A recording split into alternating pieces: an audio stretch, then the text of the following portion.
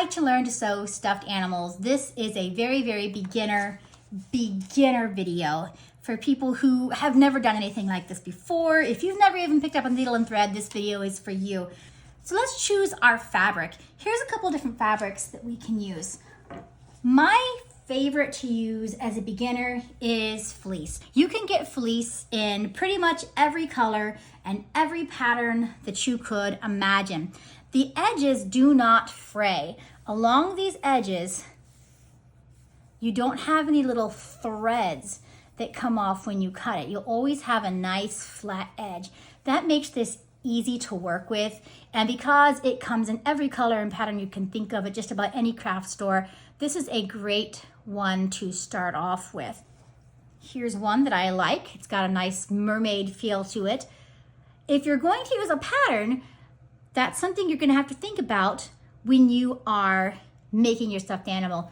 You have to make sure when you're using a pattern like this that has a definite top or bottom that you line your pieces up in a way that all these patterns are going the same way on your finished project, and not some going this way and some going another direction, which would look pretty silly.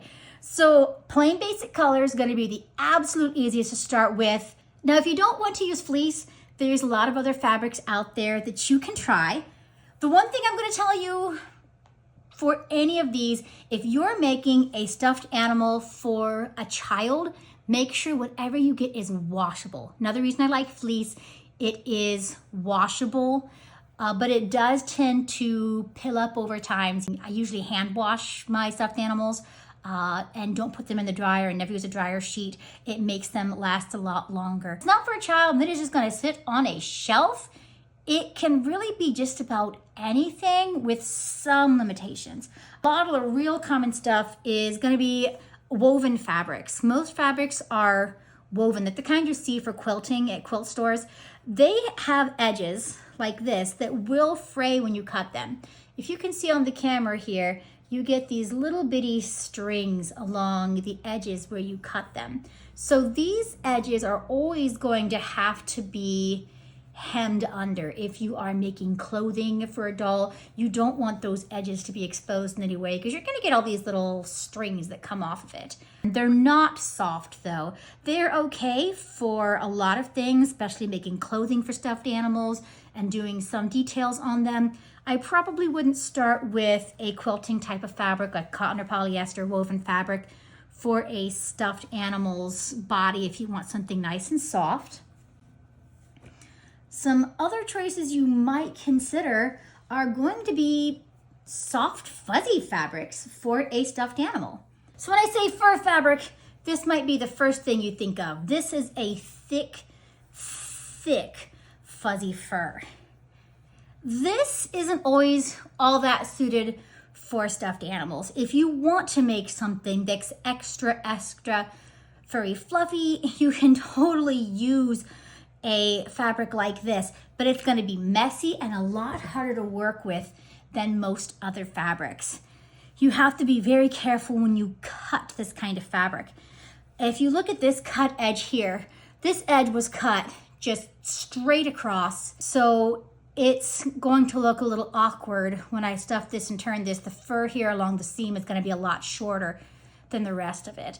And when I cut this off, it just had lots and lots of fur that I just chopped right through and went everywhere.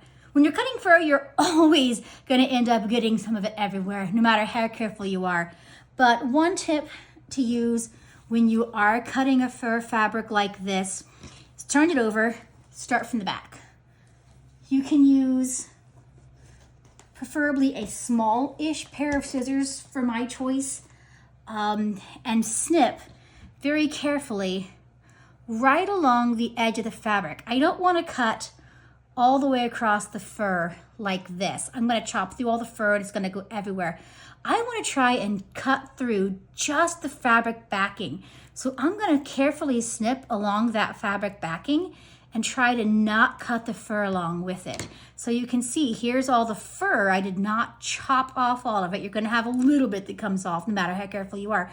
Another way you can do it is you can actually try cutting this from the back with a craft knife draw your pattern out and just cut through the back of the fabric with a craft knife. I don't have one handy here with me, but that's another way to do it.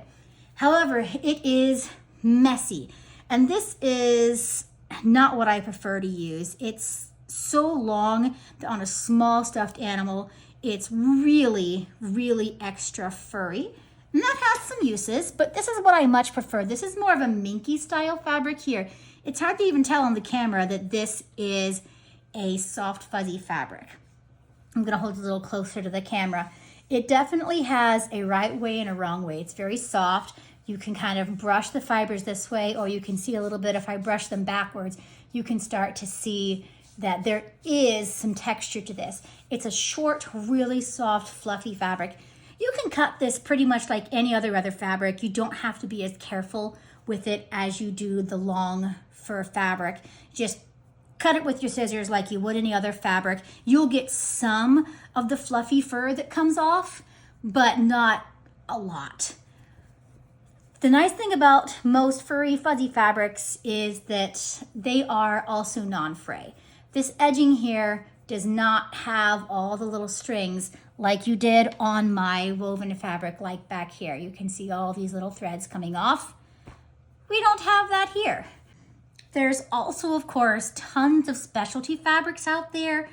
A lot of them are not great for stuffed animals, especially for children. I would stay away from some of the specialty fabrics that don't fall into like your fur or felt or minky or your woven type of quilting fabrics. You have a lot of oddball things out there, like you've got a lot of pretty, silky, satiny, shiny looking fabrics out there. These are hard to use for stuffed animals.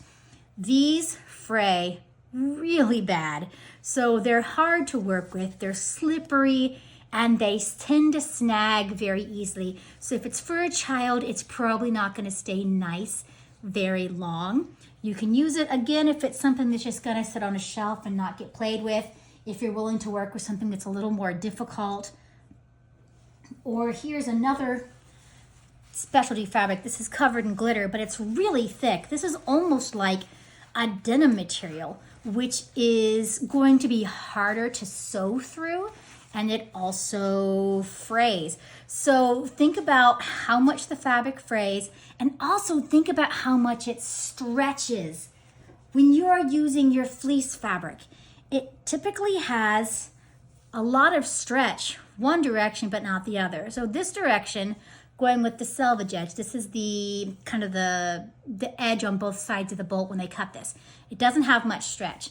When I go the other direction, there is a good bit of stretch. So you have to be careful about how you lay out your patterns, because it's going to get wider one direction than the other. Your woven fabrics don't have nearly as much stretch to them.